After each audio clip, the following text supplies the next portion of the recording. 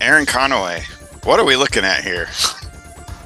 Well, Daniel Moeller, we're looking at Hardcase number 2 of our ULTAVERSE reread here. Yeah. Welcome to Psychonaut Sessions, everyone. I'm really confused by this cover. I don't know why. It's like when I saw this cover, I was just like, my head just kind of tilted a little bit to the left and was like, huh, what's happening? Like, yeah. I mean, I get it. He's Hardcase trying to be badass in front of a bunch of fire, and he's in a fight. Just really weird decisions. I don't know. Odd. Well, and it doesn't. Yeah. I just don't. There are some choices made. You're right. Yeah. But I don't. Yeah. Let's just turn on. Yeah. When you're trying to be exciting, but you're not exciting. How's that? Right. Hardcase number 2. All right. So we immediately get this character, Jubilee style, running through some kind of outside mall villa area, and yeah. Anything here? No, I mean it's fine. Well, starts us off in the middle of the action. That's fine. I immediately noticed it was a different artist. Yeah. Oh yeah, that's true. We didn't do the shout. It's James Hudnall still writing, but yeah, Cranial Implant Studio. Cranial Implant Studio. So here's my biggest complaint about this book before we even get into it, and I hate this. This is obviously done by a series of, like, a group of people, like not just one person doing the pencils, one person doing the inks, and then Cranial Implant Studio gets the credit for it, and you don't even get the names of the artists, which bugs me anyway. But I think there were multiple pencilers and inkers throughout this whole thing. I completely agree. Yeah. Because it suffers for it. Sure does. You and I have talked. You know what? When we were kids, I remember you and I talking about that. Even when we were picking up comics from the grocery store, and every once in a while there would be an issue where there was multiple artists in a single story. It's not like it was an anthology, but like within a single story, and we hated it even then. Yeah. Well, it's too jarring, particularly when they're styles that don't mesh. Yeah. It's just jarring. So, I mean, on the face of it, there's nothing wrong with this 2-page spread, but just as parts of the whole here, it just kind of goes downhill from here for me. Yeah. So this girl is being chased by more generic, like 90s Rob Liefeldian robots, and her name's Chance, and basically I guess her power is she has a certain set of powers. But her name's Choice. Choice, thank you, Choice. Yeah. So she has a certain number of powers she chooses from, and she says the power, and then it works for an hour, and then it goes away. Yep. So we get Which I was all right with. I was cool. I mean, it seems I can see the problem on the face of it. Like, basically, if you make it to where she can't talk, then she can't use powers for a while. But yeah, I mean, it's a concept that you can open up to having some fun with. Sure. But she's just getting chased by these guys. It's kind of pretty obvious in the conversation that's going on. She was the result of some kind of company or experiment or something. They're trying to get her back. She's running away and doesn't want to be a part of it anymore. The angular nature of some of the art here is kind of fun, kind of okay. At least in these first initial pages. Yeah, the opening salvo was fine. I actually didn't have it. It's not until the page you're about to turn to is where things went. Yeah. Way off. Yeah, because that's where you notice. That's where you turn the page and you're like, oh, this is clearly somebody different. Yeah.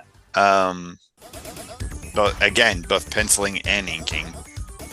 Well, yeah, it's mostly like now that I'm looking at it here, it's a lot of it's the inking. The inking is like there are weird choices. Like that bottom left one with Hardcase's face. I don't understand how some of those shadowed pieces are. How do they what's even wrong work? with your forehead, man? Yeah. But and I think the lip thing, they kind of both look like they're like sticking out their tongue a little bit, and it's just weird. So, and this is before digital art. I mean, other than coloring, of course. So it actually kind of reminded me of some digital art I've seen nowadays where people are just kind of messing around. But this is all real pen and ink. But Hardcase is at the funeral of Jamal Brown, who is the police officer that got killed in the previous issue. Right. Which plot point wise, I was fine. Like, it's okay. This is how he's slowly coming back to responsibility. Although it's weird that there's all these kids at the funeral trying to get his autograph. Right. That just trolling the cemetery just in case. Well, it looks like they attended the funeral. Like they're all dressed. That's true. They are in suits. So it's like they go to grieve this man, but they're like, "Well, fuck that. We're gonna get autograph."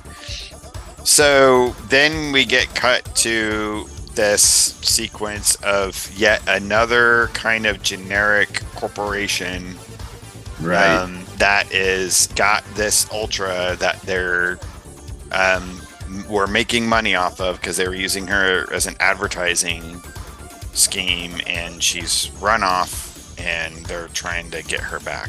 And my God, what is happening here with some of the images? It's weird. It's like the artists were pissed that there's so much talking head action in these 2 pages that they're like, I'm just phoning it in. I don't care. Yeah. Because that's a lot. I mean, that's an excessive amount of talking heads. But I mean, I get an exposition dump, but man.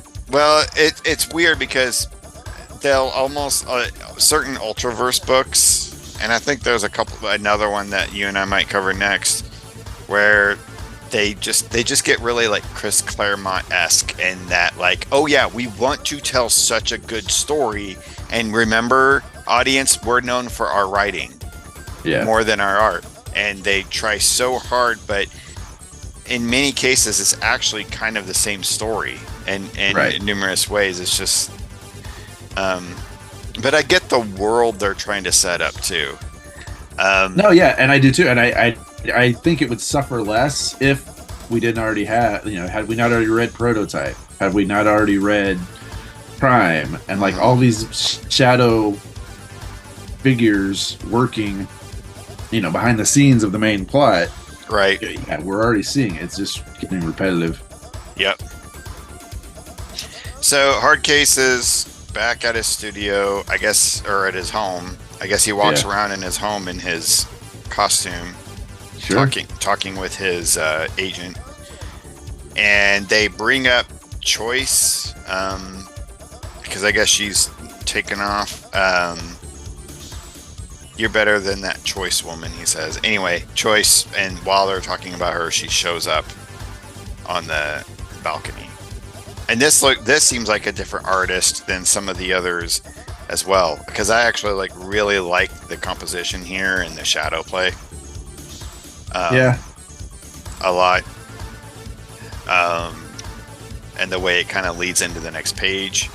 And although this is like an awkward position for her to be in, I don't know, it's kind of interesting. I mean, I'm cool with the one on the left, because she seems like, I don't know really why I'm here type pose, but then the top left panel, I don't know what she's doing. Like, I guess she's just trying to like rub her hand through her hair, but I don't know. It just looks very stilted. And so while they're talking, because she needs someone to talk to, she went to go find Hardcase because he's a popular hero and maybe he'll understand and help, I guess. So she just knows where he lives, and they're being targeted, and a missile apparently gets shot, and again, very different artist here. Yeah. Because even anatomy-wise, shading-wise, he knows a missile's coming, grabs her, and then he does a Hulk leap while the missiles blow up into his house. And then landing on the other side of the beach, we got these Layfeld bots coming in slightly more advanced than the ones before. Apparently, they amped up their tech to capture choice. Keep saying chance. And so we get a little bit of a fight.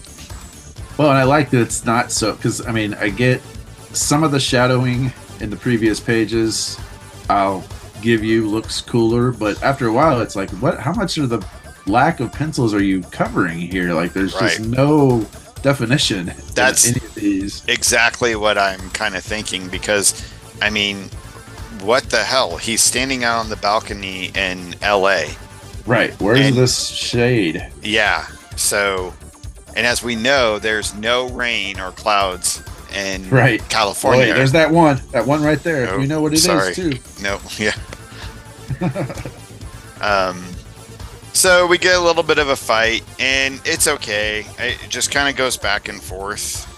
The coloring was all right. I kind of like the colors I noticed were kind of generic, but I kind of liked that. I kind of liked how they just kind of stood out with these kind of like pop art kind of colors.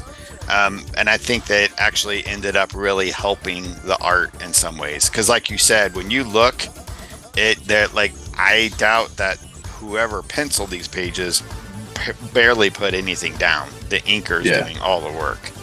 Right. I mean, Tim Elred, again, is on the scene, helping out with the battles. Of course, yeah.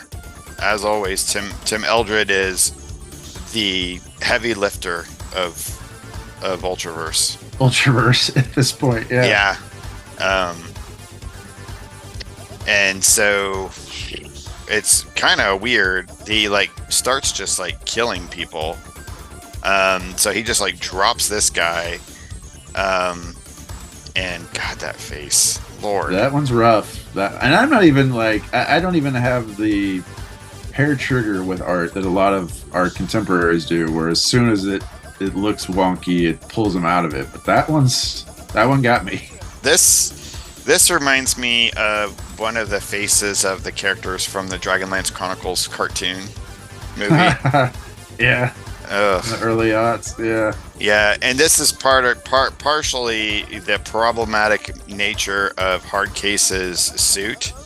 It's just then when you get an artist that's not drawing it right, and this looks like some kind of 1970s sci-fi disco bullshit right here. That's just that there's no way, because I didn't read this in the 90s. I didn't read Hardcase like you did. There's no way I could have read this as a 14, 15-year-old and been like, that's cool. Right. Well, it helps that, and we'll talk to it once we're at the end of this issue, but it helps the way that I read comics is writing first, and then I'm taking in the art, but it's secondary. Yep. Yeah, so I mean, they captured her in a net. He's jumping to try to get to her, and as you can see, the art style's changing on almost a page-by-page basis. At this rate. Punches him, and there's a lot of really bad banter, like he electrocutes him, shocked, not shocked, and just stuff like that. The guy annoyed. Yeah. So he drops the dude. in the highway, and then she whisks him Hardcase away, and the dude gets run over.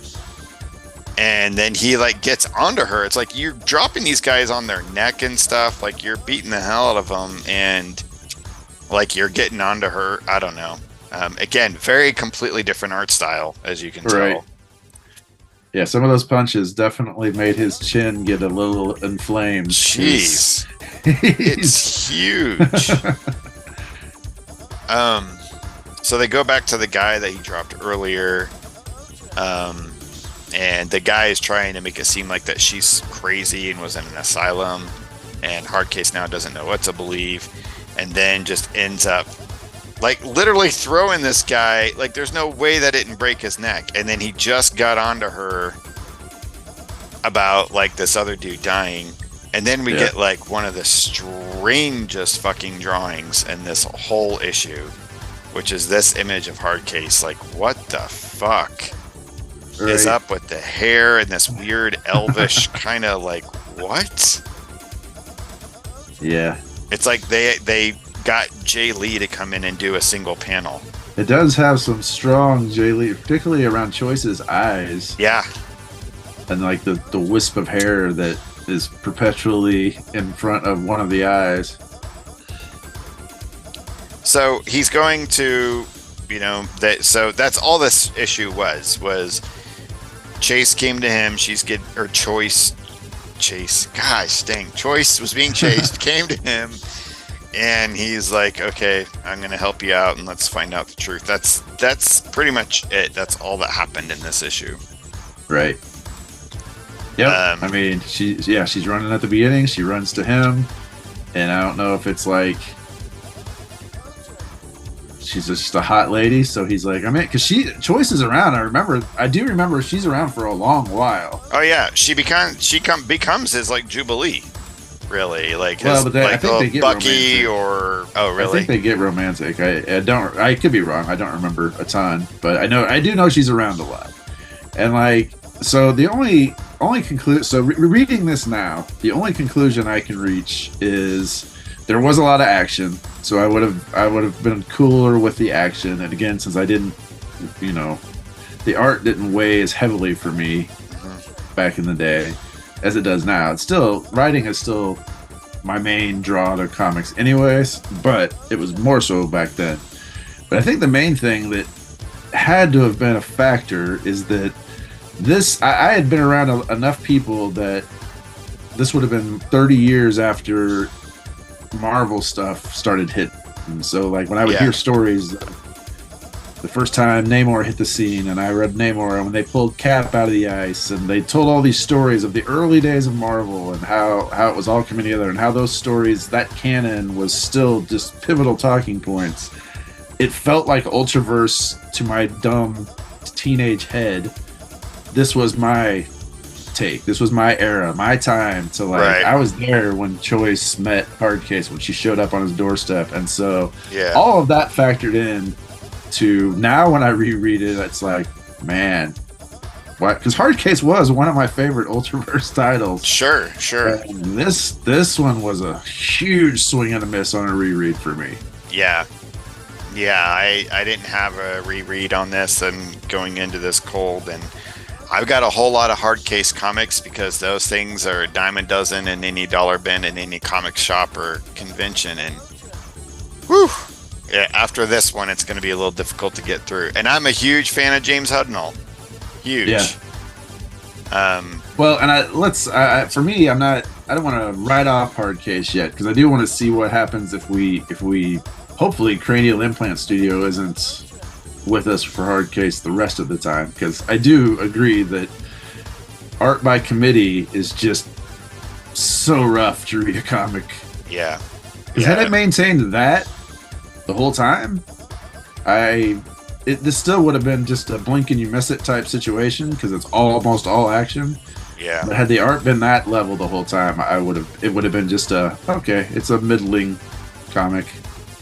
I mean, the Moose is having to do what Extreme Studios had to do to all of Rob Liefeld's Image books. There's like they're having to do all the heavy lifting just to create kind of some semblance of a background, Right. Yeah. Not that everything has to have backgrounds.